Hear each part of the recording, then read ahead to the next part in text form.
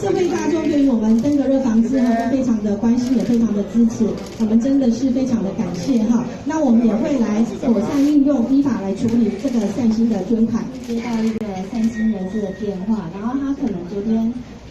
前几天看的那个国政的那个会议之后，他觉得我们韩市长讲得非常好，他忽然有一个感触，我觉得说韩市长啊，为了做对的事情，然后中央竟然为了政治哦，那现在蚊子已经到处飞了，结果我们还在卡韩，为了卡韩，然后就不做对的事情。那他本来这200万是2个人啊，然后他们不愿意出面，那他本来可能有做一些投资，或者是做一些他自己的运用，可是他是觉得说，如果说因为这样子让更多人因为中央不给钱不阿萨利给一半，然后剩下一半还要写计划再给，这个时间上可能会拖到，所以说他就决定说，那他这200万就是做先把它拿出来，然后这个他觉得是更重要用在刀口上的钱，所以说他们就决定把他的存款200万。那我也是觉得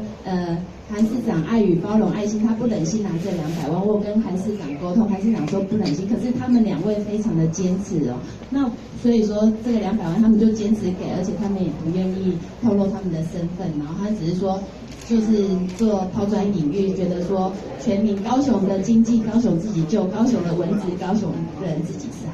所以是2位庶民，所以他们觉得庶民要救庶民总统。那我们第一期款已经拨下来，266已经拨下来。那后续我们也会把这个660适当的积极的去执行在过程面我们在智能需求的时候，就是把我们经费的使用执行的情形再报给卫生福利部，那他们就会拨第2期款，经过他们的审查就会拨第2期款。所以我们谢谢中央给我们的5318的一个支持。那另外我们市长也特别支持，也动支了我们的第2预备金4700多万，我们也一样的会妥善的运用我们这些防疫经费，好好的努力的把这个疫情给控制下来，继续。反正就是我们现在手上有多少钱，中央给多少钱，我们尽量在这个有限的预算里做最大的发挥。那如果不足，那我们再来想办法。那防疫的工作不会停，好吧？那罗市长也跑去行政院会，因为他觉得被卡，那您是也感到什么？我觉得台中卢秀燕市长一定也是寒天饮冰水点滴在心头，大概跟中央很多事情猜测，它并不是非常的顺畅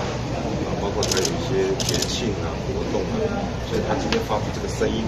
其实行政院真的要仔细思考，这个不同的政党就有不同的标准以及不同的角度，真的要好好思考。所以卢秀燕市长发出的声音，